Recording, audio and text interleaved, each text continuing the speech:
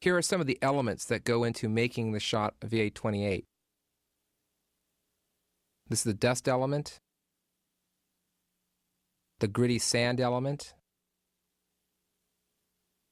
This is the live action plate that was shot. This is what we started with. Here's the roto putting them on black. Again, you can see the 3D elements that we're adding to the scene. We actually photo-roto a CG astronaut into position so the material flows around it. And this is the composite.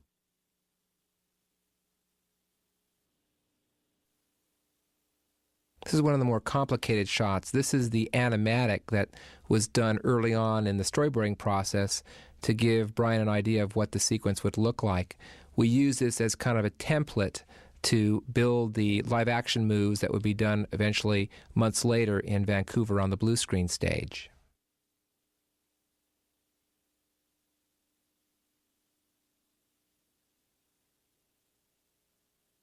This is a graphic representation of how the scene was done. You can see the motion control camera moving toward the astronaut in the airlock set, along with the outer ring carrying a big light that was used to light the sequence. Big light. I don't know how big was it. Was it 20K? No, it was a 5K. 5K. This is the model photography that was done. Again, we're playing back a master move that was done virtually. This is a model photography shot on the motion control stage.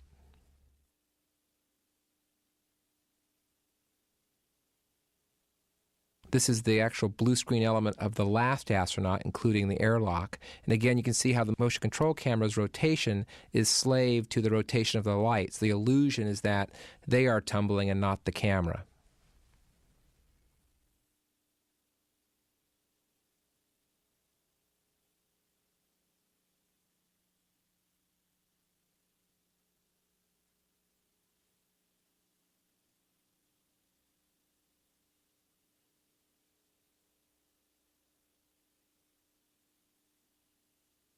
Here you'll see the elements come together, the star field, then the CG door frame, the debris.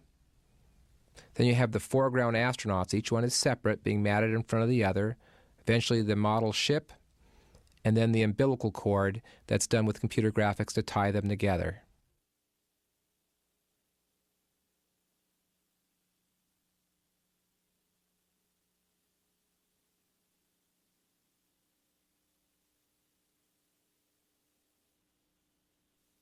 This is the main model test, so we sculpted each of the creatures individually as a separate model, but all derived from the same topology.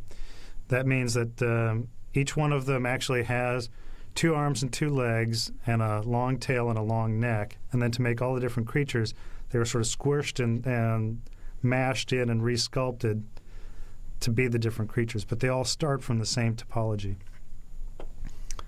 This is a simple test transitioning between each of the individual creatures to make sure that the in-betweens would work. These are individual animation cycles for the different creatures. To start with, this is how they were animated. Each creature was animated separately, just doing a walk cycle. When we got a walk cycle that we were happy with, then those were stuck end to end with transitions in between to get the creatures to all turn one into the other.